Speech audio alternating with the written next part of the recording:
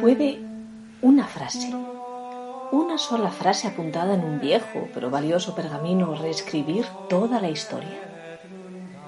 ¿Pueden, acaso, 10 palabras entretejidas en un rudimentario latín hacer que nos comamos la cabeza durante siglos, dando y dando vueltas sobre lo que realmente pasó? En el estudio de la historia, todo es posible. Y más si de lo que estamos hablando es de historia medieval. ¡Abajo los señores! ¡Abajo Aurelio! ¡Libertad a los siervos!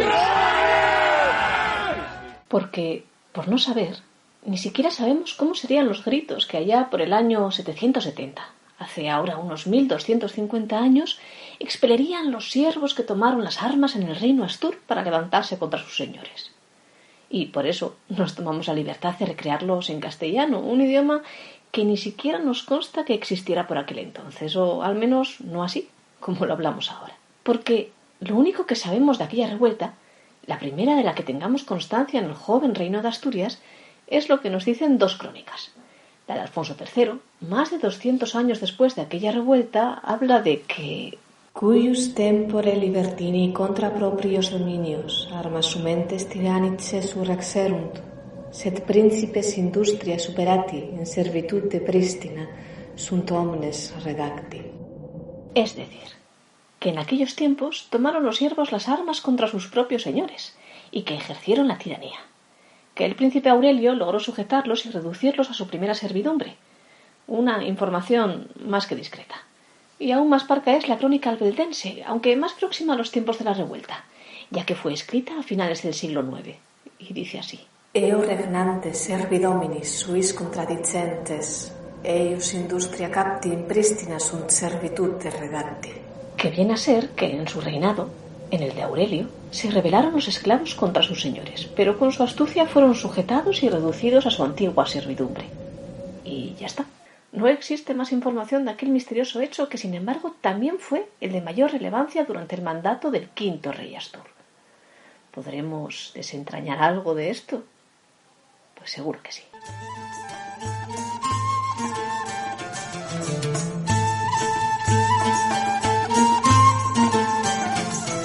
Año 770. Poco más o menos. Reina la paz con los sarracenos, que hoy conocemos como musulmanes. Aurelio, al que catalogaremos como rey, aunque no sea muy exacto ese término en estos tiempos a los que hemos viajado hoy, le quedan 4 años de vida y lleva 2 liderando las riendas del reino Astur, que hace como medio siglo se iniciara con Pelayo. ¿Y qué clase de sociedad era aquella que poco a poco comenzaba a aceptar el liderazgo de los que estaban a caballo entre ser monarcas y caudillos militares? Pues una sociedad a la que estos habían beneficiado.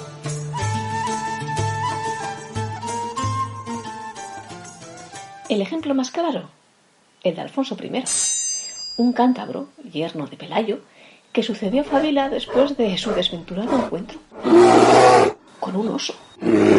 Nunca junten un rey con un oso. En fin, que Alfonso I, hijo de un duque cántabro, gobernó unos 30 años antes de todo esto que les estoy contando, y por entonces estaba muy tierno el liderazgo instaurado por Pelayo, por su suegro. Un liderazgo basado sobre una aristocracia guerrera que ahora, asentada ya sobre los valles asturianos, comenzaba a dedicarse a producir. Y para producir hacen falta 2 cosas: tierras y manos que las cultiven. Alfonso invadió victorioso las ciudades de Legio y Astórica, que los enemigos poseían. Arrasó los campos que llamaban góticos hasta el río Dorio y extendió el reino de los cristianos. Fue agradable a Dios y a los hombres. Así cuenta la crónica albeldense las andanzas de Alfonso I y su hermano Fruela en un territorio que dejaron prácticamente yermo, todo aquel que baña las aguas del río Duero. Y este va a ser uno de los terrenos, hablo ahora metafóricamente, más disputados y polémicos de nuestra historiografía, porque ¿por qué les dio a estos 2 hermanos por despoblar casi por completo lo que hoy conocemos, aquello que se conoció, muy gráficamente por cierto, como el desierto del río Duero? Un historiador de enorme relevancia en nuestro pasado siglo XX, Claudio Sánchez Albornoz, quiso dar respuesta a este interrogante que no contestaban las crónicas medievales, que no eran, ni mucho menos, manuales de historia al uso, como hoy los conocemos. Todo lo contrario. hechas siempre al calor de un gobernante al que le interesaba contar una cosa o callarse otra, a medio camino entre las leyendas, la tradición oral y la verdadera historia, ni la alfonsina ni la albeldense resuelven mucho esas preguntas. Y lo que dijo Albornoz era que aquel desierto, aquel yermo causado por las incursiones militares, por la devastación de las armas de los hermanos Alfonso y Fruela, había sido voluntario y estratégico. Habría ocurrido, según el historiador, que aprovechando que los sarracenos andaban envueltos en ciertas luchas intestinas, el rey Astur Alfonso I, el católico, aprovechó para arrasar el Valle del Duero, dejando un vacío que protegería de las incursiones del moro, que podría llenar el reino Astur en un futuro, si se iba quedando sin tierras, y atrayéndose además para sí, y también para su aristocracia guerrera, aquella que le acompañaba a las campañas y merecía justa soldada, una mano de obra quizás no esclava, pero desde luego sí servil.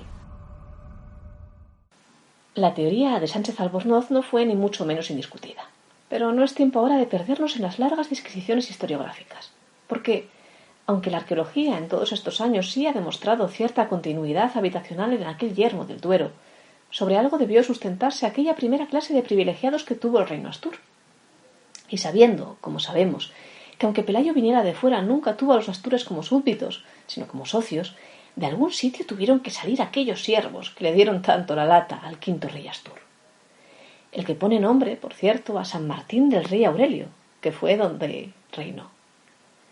Aurelio, que era uno de los hijos de Fruela y, por tanto, sobrino del rey Alfonso, tuvo a bien suceder a otro Fruela, llamado el Cruel, su primo, después de que muriera asesinado por una, vamos a llamarlo, nobleza, con la que Aurelio tenía que congratularse. Es decir, todos aquellos que mandaban sobre los siervos. Fue aquella revuelta, la de los habitantes del Duero que años atrás habían sido aprehendidos de su tierra natal para servir forzosamente a la crème de la crème Astur, o la revuelta de sus hijos o nietos. ¿Quién sabe? Si la historia es apasionante, es precisamente porque nunca es un capítulo cerrado, y donde divagar, siempre que se haga con criterio y conocimiento, claro, da buenos resultados.